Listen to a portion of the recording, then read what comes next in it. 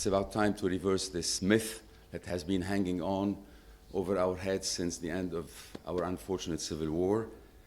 نحن تجار مش صناعيين. This is wrong. Before the war, before the 1975 unfortunate civil war, Lebanon used to be truly a hub for industries for the whole region.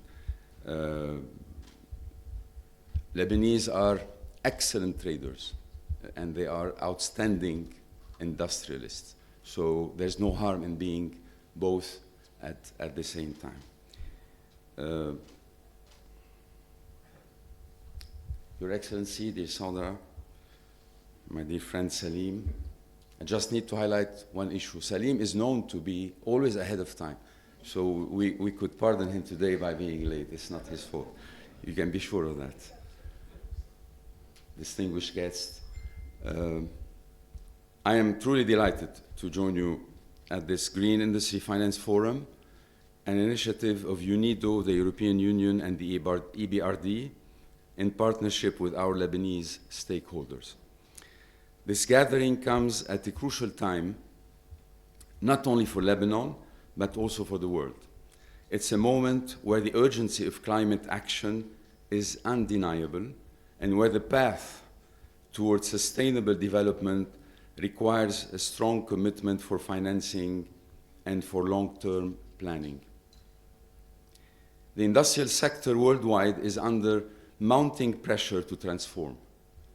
Rising energy costs, global supply chain disruptions, and the tangible effects of climate change all demand that we transition toward greener, more resilient, and more circular models of production.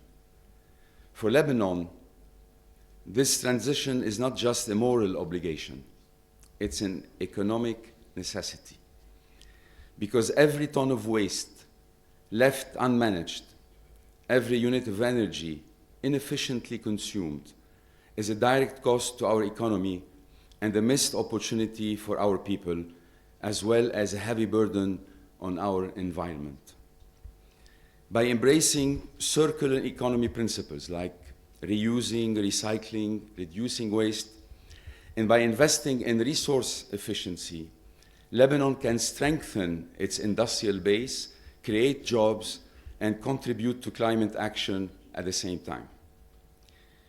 This is why I always repeat that we should switch our concept from waste treatment to waste industrialization. معالجة النفايات لازم نوقف نستعملها، لازم نصير نقول صناعة النفايات. We can generate so many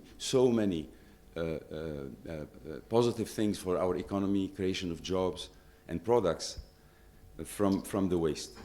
This model would pave the way toward creating more jobs, recycling more products that help in reducing our imports, bringing additional hard currency by exporting higher added value products, and more importantly, reducing the need for dump sites or waste yards to the strict minimum, therefore radically improving our environment.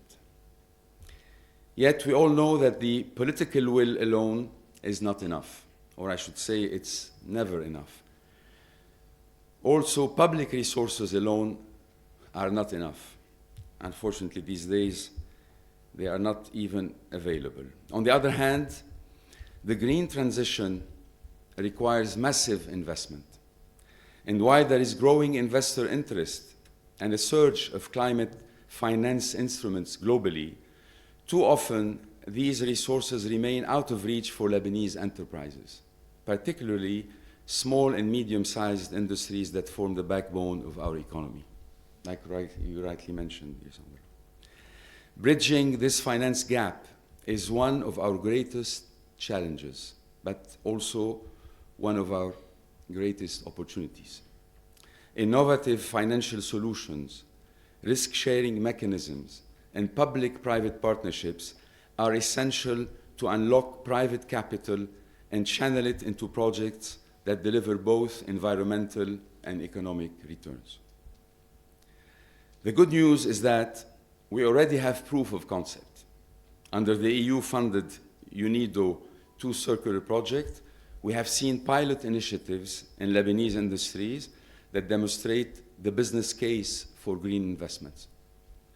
By adopting resource efficiency and cleaner production measures, many companies have achieved significant cost savings, reduced waste streams, and in some cases, opened entirely new revenue sources, new products. These case studies send a powerful message. Going green is not a luxury, it is smart business. I would also stress the fact that it is survival in an era where international markets, consumers, and regulators increasingly demand sustainable products and supply chains.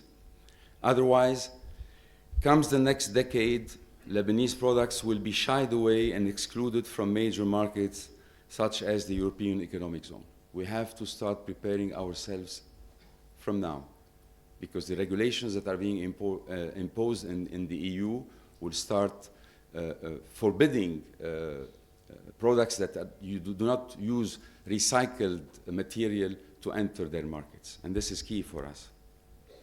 This forum, therefore, serves as more than a platform for knowledge sharing. It is a space to build the bridges we urgently need between industry, finance, academia, and government.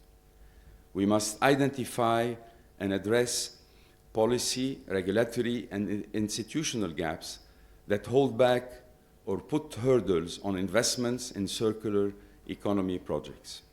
We must create enabling conditions for green entrepreneurs and for financiers willing to venture into innovation. As the Ministry of Industry, we are committed to integrating green and circular principles into our national industrial strategy, which hopefully we'll be launching during the month of October. But we cannot do this alone. It requires coordination with other ministries, the financial sector, the international donors, and above all, the private sector, most importantly, the Association of Lebanese Industrialists. Let me conclude with a call to action. The transition to a circular and green industrial economy is not a distant aspiration. It is today's imperative. Together, we must raise awareness among industries about the tangible economic benefits of sustainable practices. We need to mobilize finance through innovative, affordable, and accessible instruments. We need to align policies so that regulations encourage rather than hinder green investments.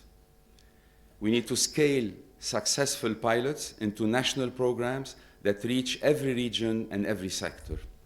And finally, we need to secure quality of Lebanese products to safeguard the export markets. If we succeed, Lebanon can transform its vulnerabilities into opportunities by turning waste into raw materials, inefficiency into competitiveness, and environmental responsibility into a driver of growth and resilience. Excellency, distinguished guests, again, I would like to thank those who took the initiative to organize and back this event, Unido, the EU, EBRD. Your continuous commitment for Lebanon is highly appreciated and dearly needed. The journey toward a green industrial future will be challenging, but it is also a rewarding journey filled with promise for our economy and, most importantly, for the generations to come. Let us leave this forum with not only ideas, but also commitments, partnerships, and a shared determination to accelerate green finance in order to make Lebanon green again. I wish you a productive forum and enlightening discussions. Thank you.